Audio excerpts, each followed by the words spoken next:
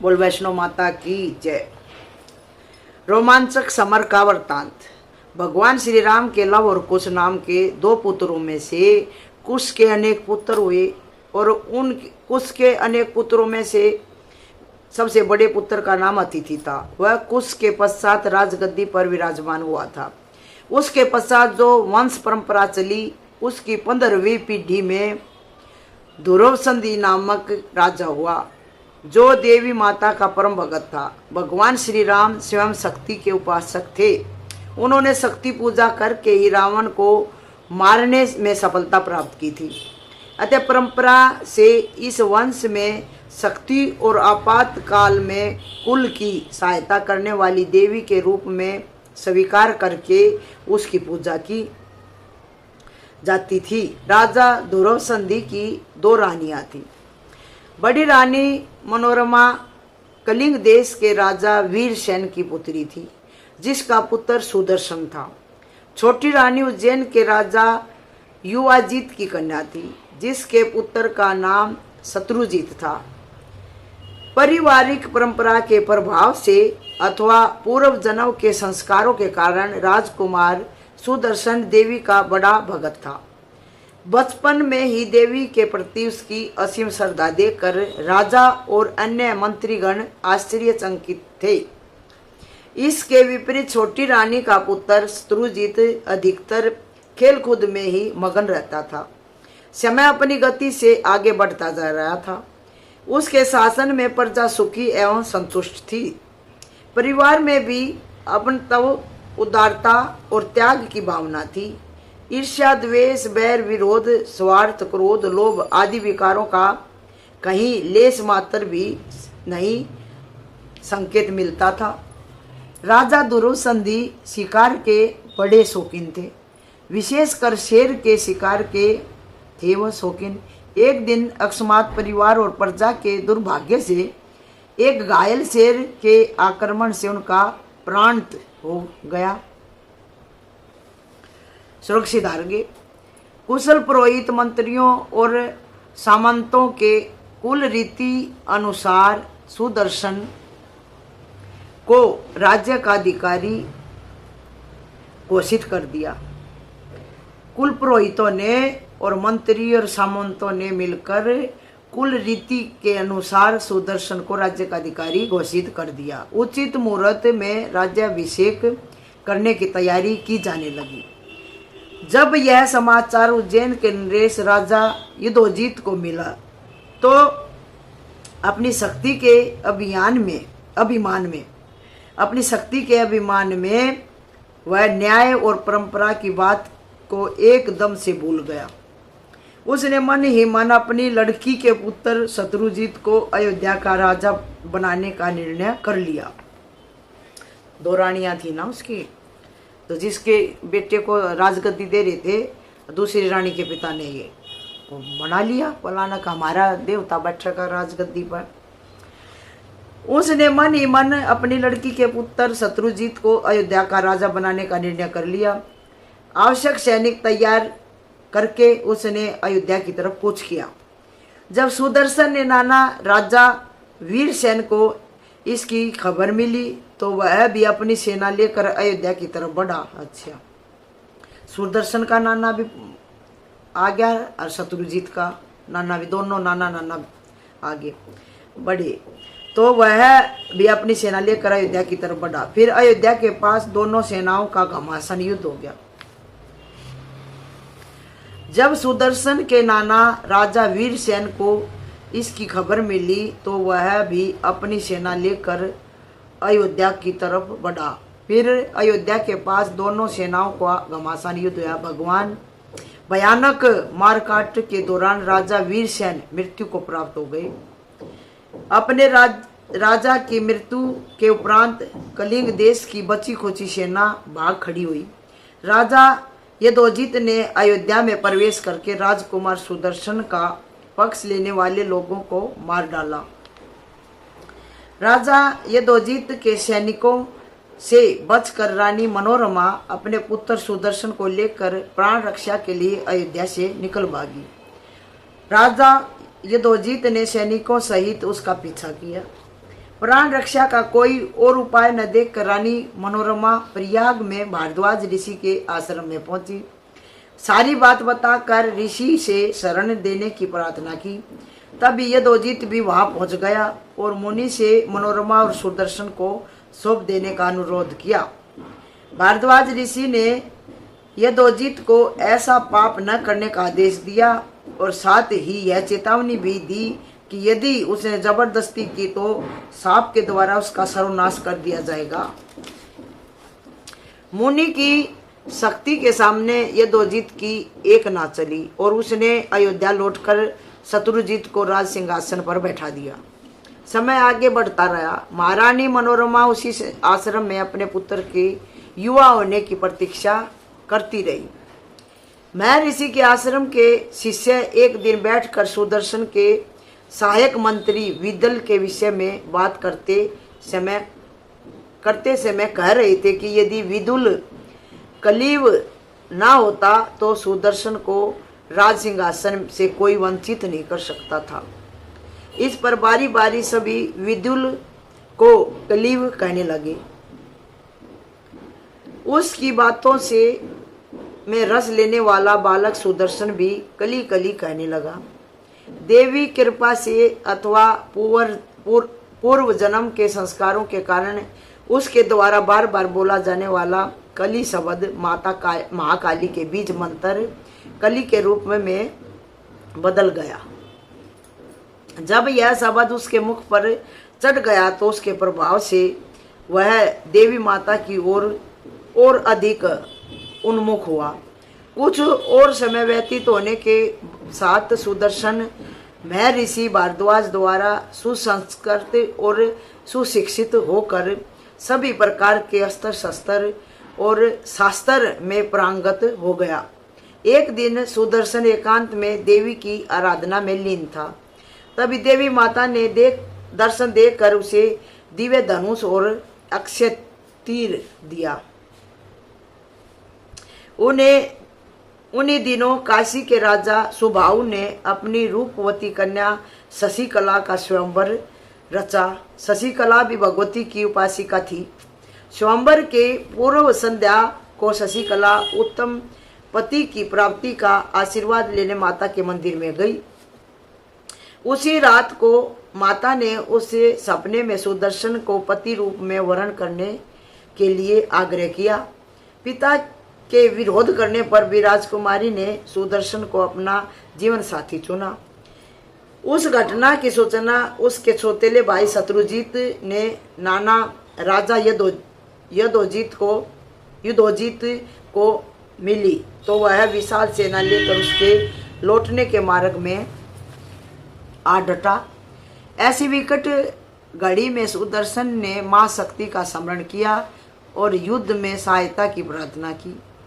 माता वैष्णो का नाम लेकर वह शत्रुओं पर टूट पड़ा और भगवती के प्रभाव से शत्रु सैनिक आतंकित होकर भाग खड़े हुए। उसका सौतेला भाई शत्रुजित और उसका नाना युद्धोजित युद्ध में दिवंगत हुए। काशी के जिस क्षेत्र में यह रोमांचक युद्ध हुआ था वह क्षेत्र आज दुर्गा कुंड के नाम से विख्यात है। यहाँ पर माता के दर्शनों के लिए भगत गणों का तांता लगा रहता है। जो लोग माता पर श्रद्धा रखेंगे उनके दर्शन करेंगे, उनकी कथा को सुनेंगे और उन पर विश्वास रखेंगे, उन्हें किसी प्रकार का भी कोई कष्ट नहीं होगा। न पापों से उत्पन्न आपत्तियां उन्हें दुखित कर सकेंगी, न दरिद्रता प्राप्त होगी, न प्रिया का वियोग होगा और न शत्रु तथा राजा का भय होगा। यह छोटी सी कथा थी भाई भगवान श्री राम के लव कुश के पुत्रों की। तो छोटी सी ये माता रानी की वैष्णो माता की कथा थी। बोल भगवती वैष्णो महारानी की। जम्मू के महाराजा चंद्रदेव बड़े धर्मात्मा और दानी थे। उनके यहाँ हजारों दिन दुखी नित्य भोजन पाते थे। राजा को भी किसी चीज की कमी न थी। उनके कोई संतान न थी, बस यही एक दुख उन्हें था। एक दिन महाराजा चंद्रदेव अपनी रानी के साथ हरिद्वार गंगा स्नान करने गए। तब वहाँ उनकी भेंट महात्मा हंसदेव से हुई। महात्मा हंसदेव अंतर्यामी थे।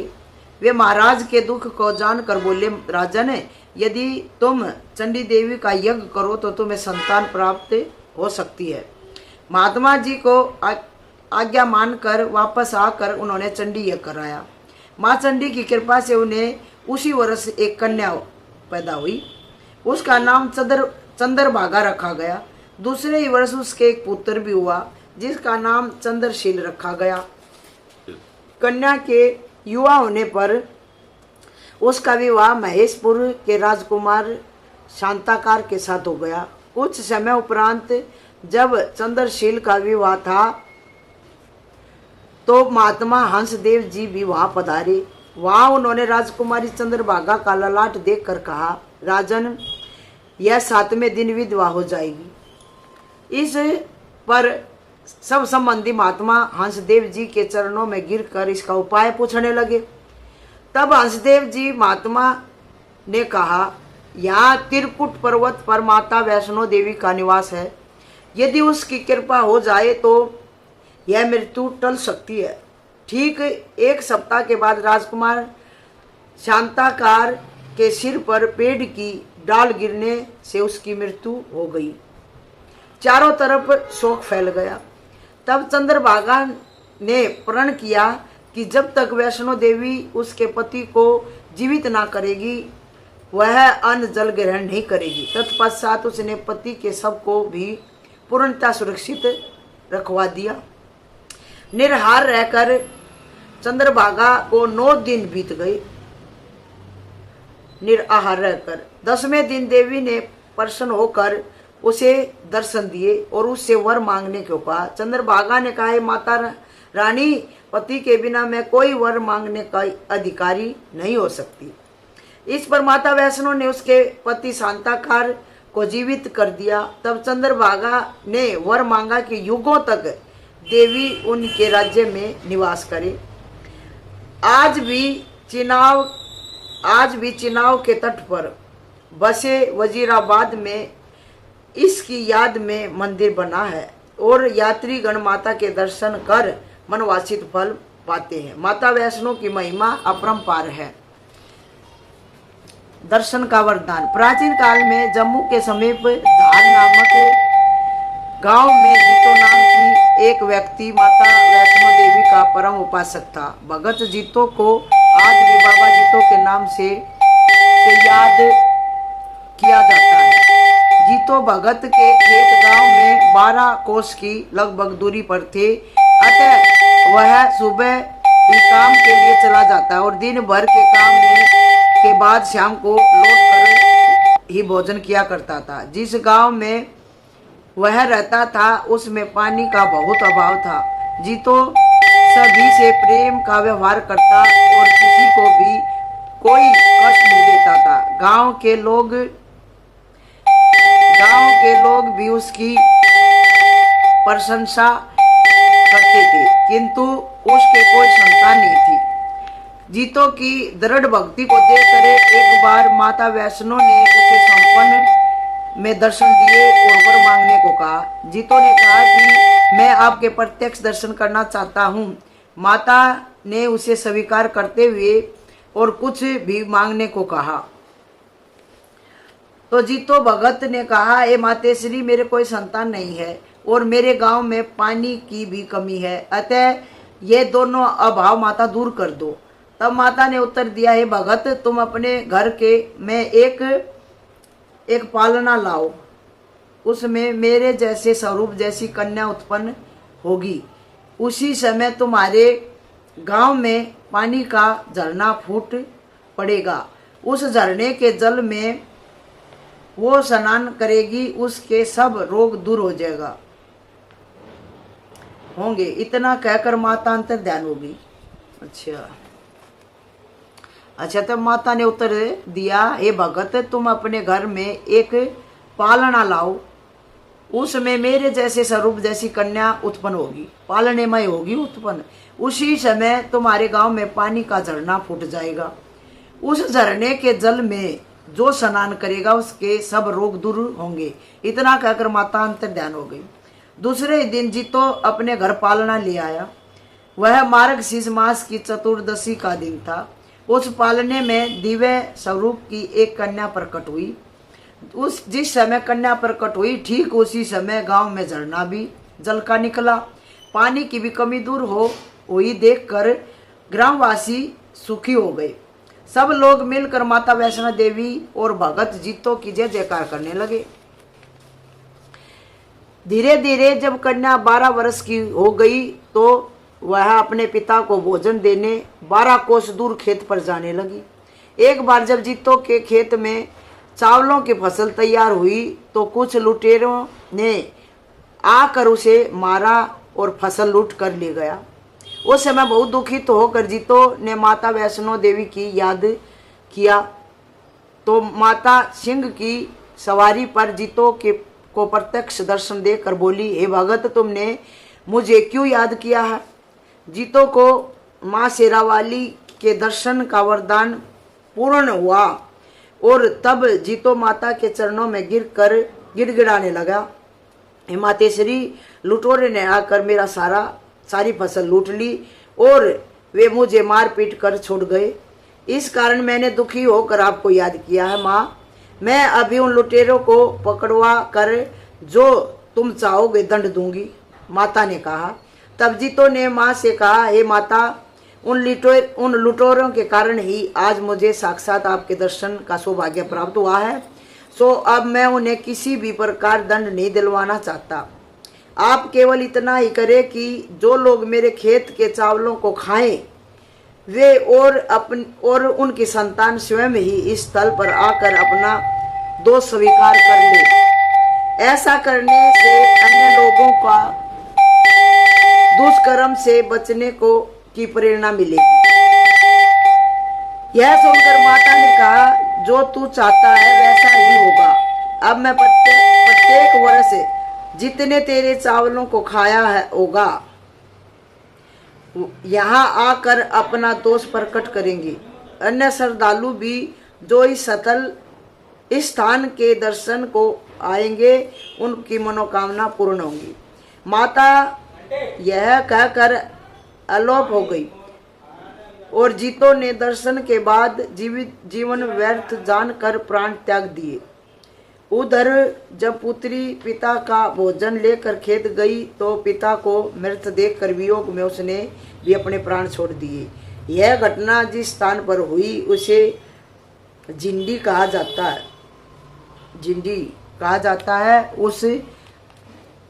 अब वह स्थान जम्मू में 9 कोस की दूरी पर अचामक ग्राम है। यहाँ अब प्रति वर्ष कार्तिक शुक्ल पूर्णिमा को मेला लगता है। जिन लोगों ने भगत चित्तों के खेत के चावल लूटे थे उनकी संतानें इस स्थान पर आकर और धरती पर सिर पटक पटक कर अपना दोष स्वीकार करती है और चावलों की खिचड़ी सब में बांटी जाती है। आज भी यहाँ माता वैष्णो के भगत जीतो को बाबा जीतो और उसकी पुत्री को बुआ बाल कन्या के नाम से याद किया जाता है। बोल भगवती वैष्णो माता की जय।